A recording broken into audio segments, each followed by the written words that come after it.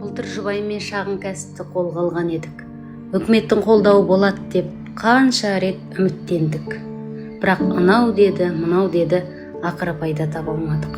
Уайымдамаңыз, көмек болады, міндетті түрде. Мінекеңіз сізге. Қолда бар мүлкімді кепілге қойып несие алдым. Ойлағанымды іске асыра алмай күйдім. Енді банк үйімді тартып алмақшы. Қолдап жіберіңізші. Қиналғанда көмектесу бізге парыз, сондықтан да мінекей сізге. Күйеуім бизнес деп жүріп ақшамыздың бәрін бір іске салып жіберді.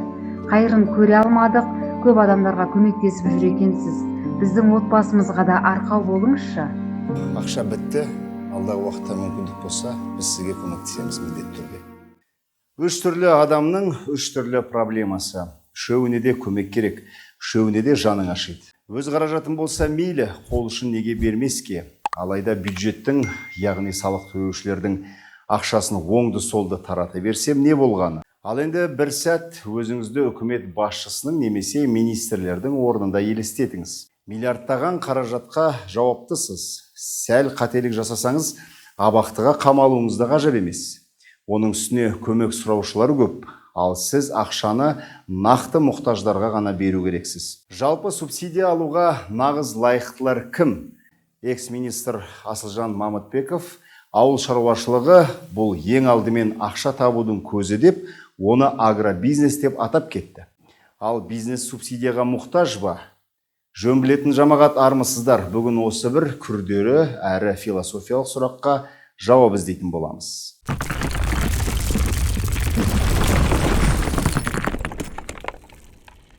Жалпы кез келген бизнес пайда үшін ашылады.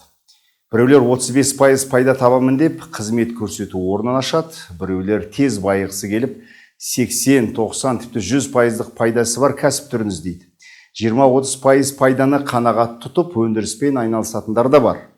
Білетініміз, жаңа бизнес ашамын дейтін адам өз жолын мемлекеттің ешқандай көмегінсіз, субсидиясыз, нарықтық принциппен жоспарлайды.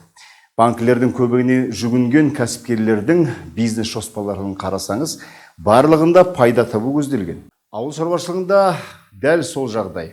Табысы жоқ агробизнес ешкімге керек емес. Ендеше әр нәрсеге субсидия сұрау қаншалықты дұрыс? Ауыл шаруашылығында бизнеспен айналысатын кәсіпкерлерден қанша пайыз пайда табасыз деп сұрасаңыз, біреу айтпайды. Ол түсінікті де, ешкім бұл ақпаратпен бөліскісі келмейді. Сол үшін жақында Қазақстанның банкілеріне, қаржы ұйымдарына ауыл шаруашылығы бойынша келіп түскен бірнеше бизнес жоспарларды ерінбей қарап шықтым. Ортақ қорытындысы мынадай. Бидай өсірумен айналысам дейтіндер құйған қаражатын 3 жылда ақтаймыз дейді екен. Ал олардың орташа жылдық пайда мөлшері 46% болып отыр. Ірі қараны бағып, ет сатамын дейтіндер өзінің құйған қаражатын 8 жылда қайтарып алмақшы. Олардың жылдық пайда деңгейі 33% болып шықты. Омарта шаруашылығында 21%, мал азығы өндірісінде тіпті 28 екен. Жалпы агробизнестің қай бағытын алмасаңыз да пайда бар. Әрине, алғашқы жылдары кез келген кәсіпте теріс нәтиже шығуы мүмкін.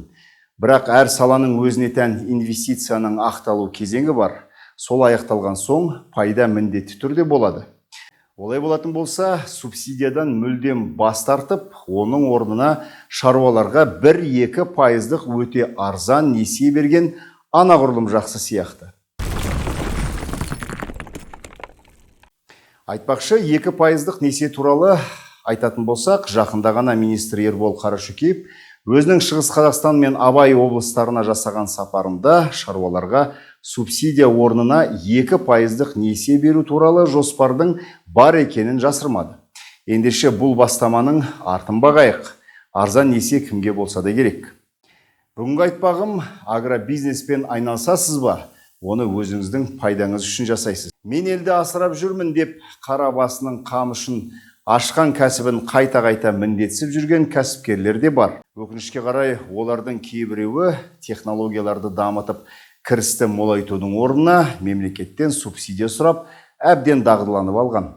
Көңілге тисе де мойындағанымыз жөн. Кейбір олигархтар мыңдаған гектар жері бүкіл техникасы есеп шотында миллиондаған қаражат болса да 20 жыл бойы субсидия алудан жалыққан емес. Бірден айтып қояйын, субсидия ауыл шаруашылығына тіпті керек емес деген ойдан аулақпын.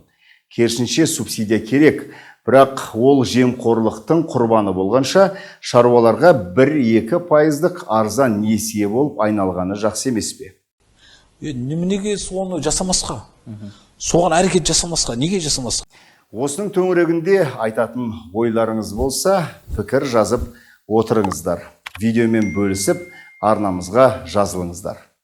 Ал мен сіздермен қоштасам, келесі кездескенше.